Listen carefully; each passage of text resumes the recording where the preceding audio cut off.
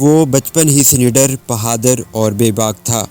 اسے گھڑ سواری، تیر اندازی اور تلوار بازی اپنے باپ سے ورثے میں ملی تھی۔ وہ شکار پر نکلتا تھا تو کبھی خالی ہاتھ نہیں لوٹا تھا۔ وہ طاقتور ہونے کے ساتھ ساتھ بلاخا ذہین بھی تھا، اور اسی وجہ سے اس کا باپ اس پر بھروسہ کرتا تھا۔ اس کا تعلق آغوز ترکوں کے کائی قبیلے سے تھا۔ اس کے باپ کا نام سلیمان شاہ تھا۔ تاریخ اس بہادر کو ارطغرل غازی کے نام سے جانتی ہے۔ سلطنت عثمانیہ کا بانی سلطان عثمان اول اسی کا بیٹا تھا۔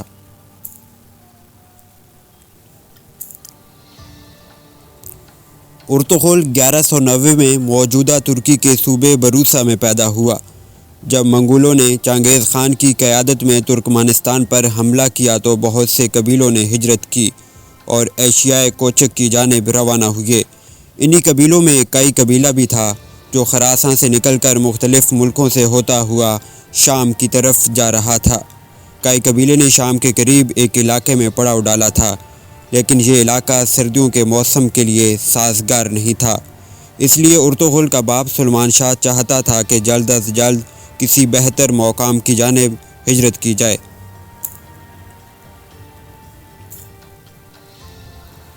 کائی قبیلہ جب شام کی جانب رواں تھا تو سلیمان شاہ دریا عبور کرتے ہوئے ڈوب گئے اور جان بر نہ ہو سکے۔ سلیمان شاہ کے 4 بیٹے تھے، جن میں سے تاریخ صرف ارطغرل کو اچھے الفاظ میں بیان کرتی ہے۔ سلیمان شاہ کی وفات کے بعد کائی قبیلہ منتشر ہو گیا، بھائی ایک دوسرے سے الگ ہو گئے، مگر بعد میں ارطغرل غازی کو اپنی شجاعت اور بہادری کی وجہ سے کائی قبیلے کا سردار چن لیا گیا۔ ارطغرل غازی نڈر، انتہائی بہادر اور جنگجو شخصیت کے حامل تھے۔ وہ اپنے قبیلے کی حفاظت کرنا خوب جانتے تھے۔ وہ اپنے بھائی اور سینکڑوں گھرانوں کے ہمراہ ایشیا کوچب کی جانب روانہ ہوئے اور سلجوقی سلطنت میں داخل ہو گئے۔ سلطان علاؤالدین اول اس سلجوقی سلطنت کے حکمران تھے، جو اپنے عدل و انصاف کی وجہ سے جانے جاتے تھے۔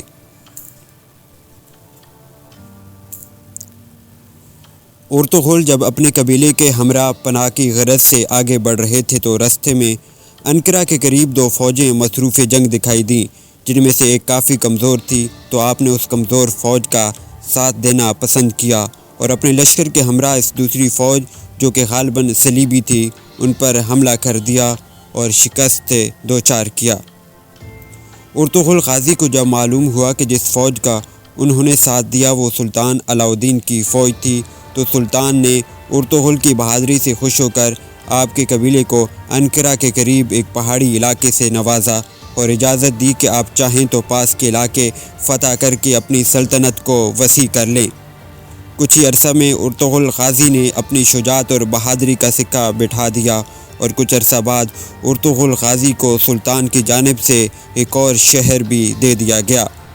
ان فتوحات کا نتیجہ یہ ہوا کہ بہت سے ترک قبائل اور ارطغرل کے ساتھ مل گئے اور انہیں اپنا سردار تسلیم کر لیا۔ یوں ارطغرل کی قوت بڑھ گئی اور غازی کا اقتدار گرد و پیش کے علاقوں میں قائم ہونے لگا۔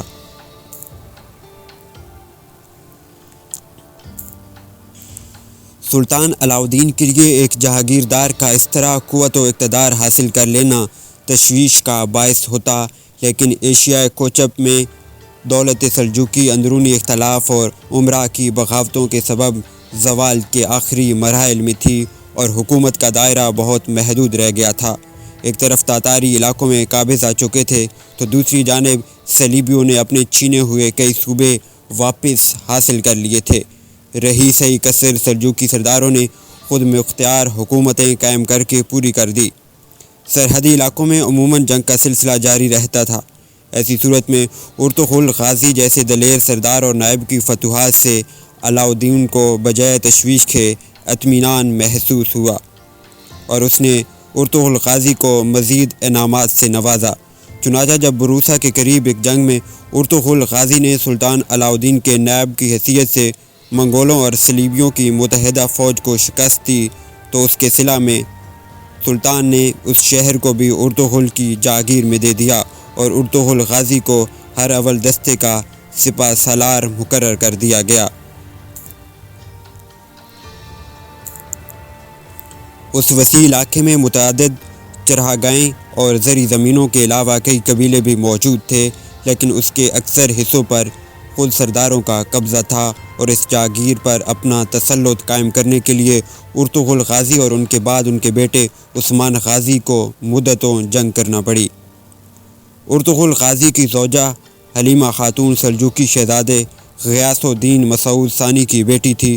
ارطغرل غازی کے 3 بیٹے تھے۔ ارطغرل غازی کی وفات کے بعد آپ کے جانشین آپ کے چھوٹے بیٹے عثمان غازی تھے۔ عثمان غازی بھی اپنے والد کی طرح پکے مسلمان، نڈر سپاہی اور حوصلہ مند تھے۔ انہوں نے بھی فتوحات کا سلسلہ جاری رکھا۔